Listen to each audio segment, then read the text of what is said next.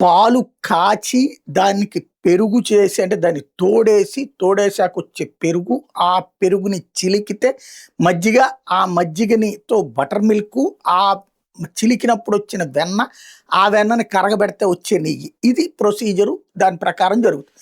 లేదా పాల మీద వచ్చే మీగడతో కూడా వెన్న తయారు చేసుకోవచ్చు. ఆ వెన్న నుంచి నెయ్యి తయారు చేసుకోవచ్చు. ఇట్లా 2 రకాలుగా ఉంటుంది.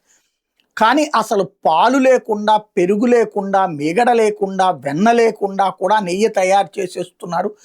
ఏకంగా 36 కంపెనీలు హైదరాబాద్ నగరంలోనే ఉన్నాయి అన్నటువంటిది పోలీసుల విచారణలో తేలింది. ఇప్పుడు హైదరాబాద్‌లో కల్తీ మీదన యుద్ధం ప్రకటించినటువంటి సజ్జన్నార్ గారి సాక్షిగా తాజాగా బయటపడినటువంటి అతి పెద్దదైనటువంటి కల్తీ ఇది.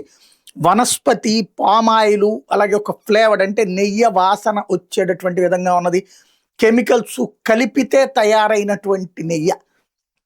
పండగలప్పుడు దీపావళికి కావచ్చు, వినాయక చవితికి కావచ్చు, శ్రావణ మాసంలో దీపాలు వెలిగించేందుకు మనం నెయ్యి వాడదాం అనుకుంటాం. మనకి నెయ్యి వాసనే వస్తుంది. నెయ్యే అనుకుంటాం. కానీ నెయ్యి కాదు.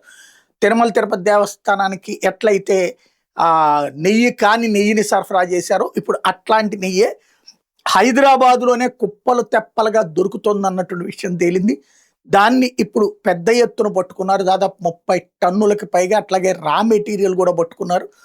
ప్రస్తుతానికి అనేక మందిని అరెస్ట్ చేశారు. కానీ అసలు ఈ తరహా ఆలోచన ఎక్కడి నుంచి వస్తుంది?